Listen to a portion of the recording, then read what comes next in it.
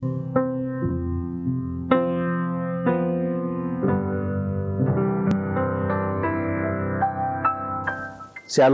selamat pagi Bapak Ibu dan saudara-saudaraku yang saya kasih dalam Tuhan. Kita bersyukur di awal minggu ini kita boleh kembali datang kepada Tuhan di dalam pembacaan dan perenungan firman Tuhan pagi ini.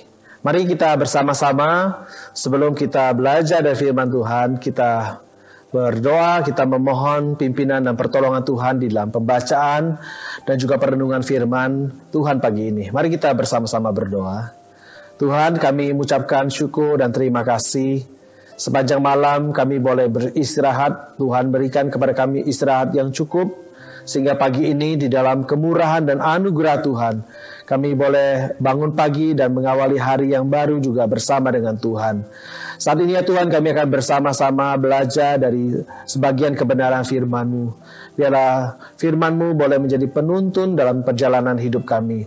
Biarlah melalui firman-Mu iman kami dikuatkan dan pengharapan kami kepada-Mu semakin teguh. Terima kasih ya Tuhan, berkati waktu ini dan berkati hamba-Mu yang akan melayani dalam pemberitaan firman di pagi ini. Demi Kristus Yesus Tuhan, kami bersyukur dan kami berdoa. Amin. Mari kita bersama-sama, kita akan melihat satu bagian firman Tuhan di dalam kitab Yesaya, pasal yang ke-8, ayat 23, sampai dengan pasal yang ke-9, ayat yang ke-6. Yesaya pasal 8 ayat 23 berkata demikian, tetapi tidak selamanya akan ada kesuraman untuk negeri yang terimpit itu. Kalau dahulu Tuhan merendahkan tanah Zebulon dan tanah Naftali, maka di kemudian hari Ia akan memuliakan jalan ke laut, daerah seberang sungai Yordan, wilayah bangsa-bangsa lain. Bangsa yang berjalan dalam kegelapan telah melihat terang yang besar. Mereka yang diam di negeri kekelaman, atasnya terang telah bersinar. Engkau telah menimbulkan banyak sorak-sorak dan sukacita yang besar. Mereka telah bersukacita di hadapan-Mu, seperti sukacita di waktu panen, seperti orang bersorak-sorak di waktu membagi-bagi jarahan. Sebab kuk yang menekannya dan gandar yang di atas bahunya, serta tongkat si penindas, telah kau patahkan seperti pada hari kekalahan Midian.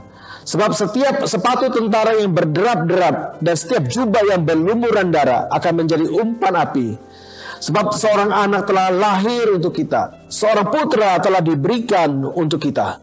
Lambang pemerintahan ada di atas bahunya dan namanya disebut orang Penasehat Ajaib, Allah yang perkasa, Bapa yang kekal, Raja Damai. Besar kekuasaannya dan damai sejahtera tidak akan berkesudahan di atas tahta Daud dan di atas kerajaannya. Karena yang mendasarkan dan mengokohkannya dengan keadilan dan kebenaran dari sekarang sampai selama-lamanya. Kecemburuan Tuhan semesta alam akan melakukan hal ini. Sampai di sini pembacaan Alkitab. Setiap orang pasti pernah menunggu. Baik menunggu apa maupun menunggu siapa. Misalnya orang yang ingin mendapatkan gelar kesarjanaan harus menunggu dengan menjalani pendidikan bertahun-tahun lamanya. Orang yang ingin menikah harus menunggu sambil menjalani masa berpacaran. Orang yang ingin menjadi dewasa harus menunggu sambil melewati masa kanak-kanak, remaja, pemuda, baru kemudian menginjak dewasa. Saudara, menunggu adalah bagian dari hidup kita. Mulai dari hal yang kecil dan sepele sampai hal besar yang menyangkut hidup dan mati. Tetapi bagi kebanyakan orang, menunggu itu sulit dan tidak menyenangkan. Maka tidak heran, banyak orang yang ketika ditanya pekerjaan apa yang paling membosankan, jawabannya adalah menunggu. Saudara, mengapa menunggu menjadi pekerjaan yang membosankan? Jawabannya sederhana. Karena manusia cenderung memiliki sifat tidak sabar. Misalnya kita lihat manusia maunya serba cepat, serba instan. Dan fenomena ini kita lihat beragam aspek kehidupan. Kalau kita mau makan, tinggal mengambil mie instan, kita rebus dan kita bisa langsung makan. Kemudian mau bubur, tinggal beli di supermarket, ada bubur instan. Mau ngopi, ada permen rasa kopi. Jadi kita cenderung tidak sabar menunggu. Ketidaksabaran juga menjadi fenomena kehidupan sehari-hari. Tidak sabar menanti kesulitan itu segera berlalu. Tidak sabar memperoleh apa yang diinginkan, lantas mengambil jalan pintas. Mulai dari nyolong, nyogok, sampai nyulik juga. Akhirnya nyungsep, saudaraku. Artinya malah dapat masalah yang baru. Saudara yang terkasih dalam Tuhan, tetapi saudara jangan salah kira. Menunggu tidak selalu membosankan. Tergantung apa yang saudara tunggu. Misalnya kalau saudara mendengar dari pihak bank memberitahukan bahwa saudara mendapat hadiah berupa Mercedes-Benz C200 terbaru. Pengambilan hadiah dapat dilakukan di 1 minggu setelah diinformasikan oleh pihak bank, dan kunci serta mobil tersebut dapat diambil di kantor cabang A di Jalan Anu dengan membawa kartu identitas. Pengambilan hadiah tidak dipotong dengan pajak. Kira-kira 1 minggu penantian saudara membosankan atau tidak? Saya kira saudara akan menantikan dengan penuh senang, penuh pengharapan. Menanti atau menunggu bukanlah hal yang membosankan, tergantung siapa yang saudara tunggu. Di dalam Alkitab ada satu cerita mengenai Yakub. Demi cintanya atau karena cintanya kepada Rahel, dia mau bekerja selama 7 tahun kepada Laban untuk mendapatkan Rahel. Kejadian pasal 29 ayat 20 memberitahukan kepada kita bahwa 7 tahun bekerja kepada Laban dianggap oleh Yakub hanya beberapa hari saja karena cintanya kepada Rahel. 7 tahun menunggu untuk mendapatkan Rahel, tapi 7 tahun bekerja kepada Laban itu dianggap hanya beberapa hari saja oleh karena cintanya. Jadi menanti atau menunggu tidak selalu membosankan. Saudara yang terkasih dalam Tuhan, kalau orang di dalam kesesakan mengharapkan hadirnya atau datangnya penolong, orang yang sanggup untuk menolong, memberikan jalan keluar bagi persoalan yang dia hadapi, maka menunggu itu atau menunggu orang yang menolong itu bukanlah sesuatu yang membosankan. Umat Tuhan atau umat Allah juga menunggu hadirnya Mesias yang akan menolong dan menyelamatkan mereka di tengah kesesakan dan kesusahan yang mereka alami. Hadirnya Mesias merupakan jawaban bagi penantian panjang dari umat Tuhan. Saudaraku, kalau kita memperhatikan konteks di dalam Yesaya pasal 8 ayat 23 sampai pasal 9 ayat 6, pada waktu itu kita tahu orang-orang Yehuda sedang dilanda ketakutan terhadap ancaman dari kerajaan Aram dan kerajaan Israel yang ada di utara. Mereka sangat terjepit dan mereka sangat terimpit. Mereka membutuhkan pertolongan. Tetapi sangat disayangkan Ahaz, Raja Yehuda, mengambil keputusan yang salah dengan meminta pertolongan kepada Asyur dan bukannya kepada Tuhan. Mencari petunjuk kepada arwah-arwah orang mati dan kepada para peramal, bukan untuk mencari petunjuk dari Tuhan. Kondisi ini menunjukkan betapa gelap, betapa suramnya kehidupan umat Tuhan. Yehuda adalah bangsa yang berjalan di dalam kegelapan karena dipimpin oleh raja yang tidak takut akan Tuhan, yang tidak bersungguh hati dan tidak sungguh-sungguh mencari Allah Israel. Gambaran tentang kegelapan atau kesuraman adalah gambaran tentang kondisi manusia yang hidup di dalam kegelapan, yang hidup tanpa arah, tanpa tujuan di dalam perjalanan hidup mereka. Orang-orang ini hidup dalam kondisi demikian. Mereka di dalam keadaan yang sangat susah dan menderita. Yesaya pasal 8 ayat 21 dan 22 mengatakan, mereka akan lalu lalang di negeri itu, melarat dan lapar. Dan apabila mereka lapar, mereka akan gusar dan akan mengutuk rajanya dan Allahnya. Mereka akan menengadah ke langit dan akan melihat ke bumi. Dan sesungguhnya hanya kesesakan dan kegelapan, kesuraman yang menghimpit, dan mereka akan dibuang ke dalam kabut. Inilah kondisi orang-orang yang hidup dalam kegelapan, tanpa Allah dan tanpa pengharapan dalam hidup mereka. Mereka sangat menderita, mereka sangat terhimpit dan tersesat. Tetapi bersyukur pada Tuhan, sebab Alkitab mengatakan tidak selamanya ada kesuraman di negeri yang terimpit itu. Mengapa, saudaraku? Sebab bangsa yang berjalan dalam kegelapan itu telah melihat terang yang besar. Mereka yang diam di negeri kekelaman, atasnya terang telah bersinar. Allah adalah Allah yang memperhatikan. Ia memperhatikan kesusahan dan penderitaan umatnya yang hidup di dalam kegelapan, yang hidup tanpa pengharapan. Penghukuman Allah kepada umatnya yang tidak mencari Dia dan tidak hidup untuk takut akan Dia. Penghukuman itu tidak berlangsung untuk selamanya. Allah di dalam kasih sayang dan anugerahnya yang besar mengadakan misi penyelamatan. Misi penyelamatan itu paling tidak dinyatakan dalam berbagai peristiwa dan mencapai puncaknya atau klimaksnya dalam peristiwa kedatangan Yesus Kristus ke dalam dunia yang kita peringati sebagai hari Natal. Pertama ada penafsir yang merujuk bahwa Tuhan mengadakan misi penyelamatan dengan membangkitkan Hizkia anak Ahaz untuk menyelamatkan umat Tuhan dan membawa satu reformasi rohani dalam kehidupan umat Tuhan yang pada waktu itu hidup di dalam kegelapan.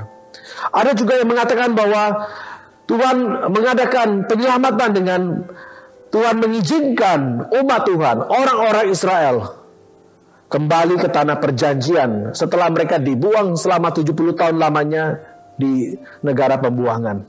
Dan terakhir ada yang mengatakan bahwa klimaks daripada semua peristiwa penyelamatan Tuhan itu dengan kedatangan Kristus Yesus ke dalam dunia dan memulai pelayanannya di Galilea. Itulah sebabnya dikatakan kalau dulu Tuhan merendahkan tanah Zebulon dan Naftali, maka di kemudian hari Ia memuliakan jalan ke laut, daerah seberang sungai Yordan, wilayah bangsa-bangsa lain. Apa maksudnya ayat ini? Suku tanah Zebulon dan tanah Naftali berada di sebelah utara. Dan kedua daerah ini merupakan bagian yang pertama kali ditaklukkan oleh bangsa Asyur. Kita tahu bangsa Asyur adalah bangsa yang kejam, yang seringkali melakukan tindakan-tindakan yang kejam di dalam penaklukannya. Maka penaklukan oleh bangsa Asyur terhadap kedua daerah ini tentu sangat membuat orang-orang yang tinggal di daerah ini sangat terjepit, sangat tersesat atau sangat menderita. Tetapi nubuatan Yesaya mengatakan bahwa justru kedua daerah inilah yang di kemudian hari untuk pertama kali melihat era baru yang agung itu, yaitu dengan permulaan pelayanan Tuhan Yesus di daerah Galilea. Kita membaca dalam kitab Injil, Tuhan Yesus tidak memulai pelayanannya di Yerusalem, tapi justru di daerah Galilea. Kalau dulu Tuhan merendahkan, maka di kemudian hari Tuhan akan memuliakan, karena kehadiran daripada Mesias yang memberitakan tentang kerajaan Allah untuk membawa orang kembali kepada Allah untuk diselamatkan oleh Allah. Saudara yang terkasih dalam Tuhan, janji yang diucapkan atau yang dibuatkan Yesaya 750 tahun sebelum Kristus lahir, maka janji itu digenapi dalam pribadi Kristus Yesus sendiri. Allah tidak melupakan janjinya. Dia memperhatikan kesusahan, pergumulan, dan penderitaan daripada umatnya. Mesias, sang juru selamat itu, membawa pengharapan bagi umatnya. Kedatangannya membuka babak baru dalam hidup umatnya. Manusia yang dikuasai, yang dibelenggu oleh kegelapan dosa, kini telah melihat terang yang besar, yang mengenyahkan, yang melenyapkan kegelapan itu. Kedatangannya mengubah duka cita yang mencekam menjadi satu sukacita yang besar. Ia membuat manusia lepas daripada belenggu dosa yang menindas dan memberikan kepada manusia damai sejahtera yang mampu mengenyahkan kegelapan, perang, perseteruan satu dengan yang lain. Saudara yang terkasih dalam Tuhan, dahulu kita memang hidup di dalam kegelapan. Kita hidup tanpa pengharapan, tanpa Allah di dalam dunia ini. Kita hidup menurut hawa nafsu kita yang menyesatkan. Tetapi puji syukur kepada Allah di dalam Kristus Yesus Tuhan kita. Dia memberikan kepada kita anugerah dengan membebaskan kita dari belenggu dosa, sehingga kita memiliki hidup yang berpengharapan, hidup yang berkemenangan. Tetapi permisi tanya, saudaraku, setelah kita menerima keselamatan dari Tuhan dan sampai hari ini kita menjadi umat Tuhan, apakah kita tetap masih memiliki pengharapan yang teguh di dalam Dia? Jikalau Allah telah menyelesaikan masalah terbesar dari hidup kita, yaitu dosa melalui kematian Kristus Yesus di kayu salib, mungkinkah Ia meninggalkan kita dalam pergumulan-pergumulan yang kita hadapi dalam dunia ini? Saya percaya Allah tidak mungkin meninggalkan dan membiarkan kita. Allah tidak melupakan kita.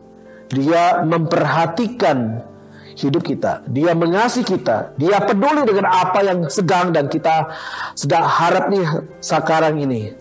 Ia adalah juru selamat dan penolong kita. Dia adalah Allah yang sama, yang dulu, sekarang, sampai selamanya.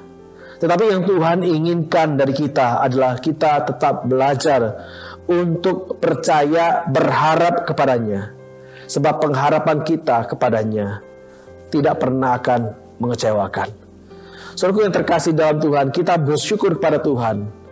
Kita memiliki pengharapan dalam Tuhan. Pengharapan kita adalah pengharapan yang pasti. Jikalau dahulu kita hidup dalam dosa, diselamatkan oleh karena anugerah melalui iman kepada Yesus Kristus. Dan saat ini ya, kita juga menantikan akan kedatangan Tuhan untuk kedua kali untuk menjemput kita. Maka di dalam perjalanan hidup kita di dunia yang semakin hari tidak mudah ini, kita belajar untuk tetap menaruh percaya kita, menaruh pengharapan kita kepada Dia. Dia tidak pernah membiarkan dan tidak sekalipun meninggalkan kita. Dia ada di sisi kita dan Dia akan menolong kita. Biarlah firman Tuhan pagi ini menguatkan kita dalam perjalanan hidup yang semakin hari tidak mudah ini. Mari kita melihat kepada Tuhan yang akan menolong kita dan yang selalu beserta dengan kita.